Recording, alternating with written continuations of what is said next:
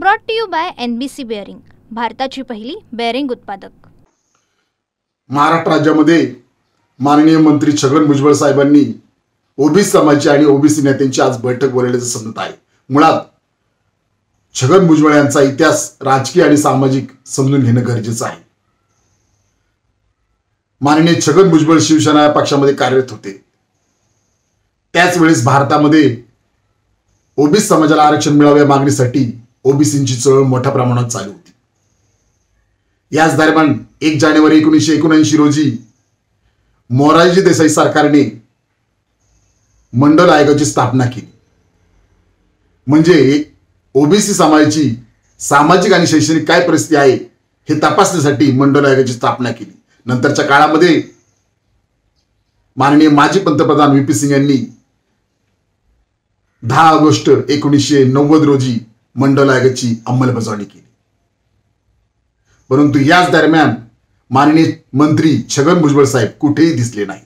उलट शिवसेना ज्या पक्षात ते होते याच शिवसेनेने मंडल आयोगाला विरोध केला होता। शिवसेनेची ज्या पक्षाबरोबर मैत्री होती भारतीय जनता पार्टी बरोबर, याच भारतीय जनता पार्टीने मंडल आयोगाला विरोध करून भारतामध्ये कमंडल यात्रा काढली होती। तरी सुद्धा भुजबळ साहेबांनी शिवसेना पक्षाचा राजीनामा दिला नाही। नंतरच्या काळामध्ये महाराष्ट्र राज्यामध्ये निवडणूक झाली आणि या निवडणुकीमध्ये 90च्या दरम्यान शिवसेना पक्षाला 52 आमदार मिळाले, विरोधी पक्षनेतेपद मिळाले। हे नेतेपद पक्षप्रमुख यांनी मनोहर जोशी यांना दिलं। त्यावेळेस त्यांना दुःख झालं, वाईट वाटलं, त्यामुळे त्यांनी शिवसेना पक्ष सोडला। मंडल आयोगामुळे नाही, ओबीसी समाजामुळे नाही, हे कृपया आपण ध्यानात ठेवलं पाहिजे। आज जर विचार केला तर संविधान निर्माता महामानव डॉक्टर बाबासाहेब आंबेडकरांनी ओबीसी समाजाला आरक्षण मिळत नाही म्हणून मंत्रिपदाचा राजीनामा दिला होता। माननीय VP सिंग यांनी मंडल आयोगाची अंमलबजावणी केली होती, ओबीसी समाजाला आरक्षण दिले। त्यामुळे छगन भुजबळ साहेब ओबीसी समाज नेते नाहीत। डॉक्टर बाबासाहेब आंबेडकर आणि VP सिंगच ओबीसी समाजाचे नेते आहेत। डॉक्टर बाबासाहेब आंबेडकरांनी घटनेमध्ये सुद्धा 340 कलम पहिल्यांदा आणलं होतं ओबीसी समाजाला आरक्षण मिळण्यासाठी। तसेच छगन भुजबळ साहेबांनी जर विचार केला तर आज सरकारमध्ये आहेत, ज्या सरकारने भारतीय जनता पार्टीच्या पक्षाने मंडल आयोगाला विरोध केला होता त्याच सरकारमध्ये आहेत आज, ज्यांनी कमंडल यात्रा काढली, ओबीसी आरक्षणाला विरोध केला होता। आणि हे सरकार अजून सुद्धा ओबीसी विरोधी आहे। स्वतःला DNA म्हणतं ओबीसीचा, परंतु नाही। महाज्योतीच्या विद्यार्थ्यांना अजूनपर्यंत निधी मिळालेला नाही। का मिळत नाही? मग का भुजबळ साहेब मंत्रिपदाचा तुम्ही राजीनामा देत नाही? तुम्ही मध्यंतरी 1992ला समता परिषदेची स्थापना केली होती, परंतु त्याच्या अगोदर आदरणीय बाबा आढाव फार मोठ्या प्रमाणावर सत्यशोधक विचार पुढे नेण्याचं काम करत होते। यांची तुम्ही त्या काळात भेट सुद्धा घेतली नाही, हे चांगलं सगळ्यांना माहीत आहे।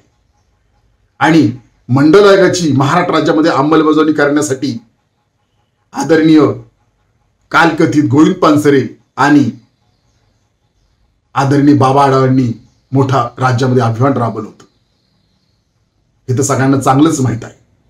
पुढे जाऊन सांगू इच्छितो की दलित पॅंथरचा रिडलचा मोर्चा 1987 साली आला होता। त्यावेळेस ज्या दिवशी मोर्चा आला त्या मोर्चाच्या दुसऱ्या दिवशी मुंबई येथे हुतात्मा स्मारक येथे तत्कालीन महापौर छगन भुजबळ यांनी जाऊन तिथे गोमूत्र शिंपडलं होतं। हे सगळ्यांना परिचित आहे, माहीतच आहे। त्यामुळे माननीय मंत्री छगन भुजबळ हे ओबीसीचे नेते नाहीत। माननीय मंत्री छगन भुजबळ यांना क्रांतीसूर्य ज्योतिराव फुले आणि संविधान निर्माता महामानव डॉक्टर बाबासाहेब आंबेडकर यांचा नाव देखील घेण्याचा अधिकार नाही। हे कृपया ओबीसी समाजाने आणि बहुजन समाजाने ध्यानात ठेवा। Brought to you by NBC bearing, भारताची पहिली बेअरिंग उत्पादक।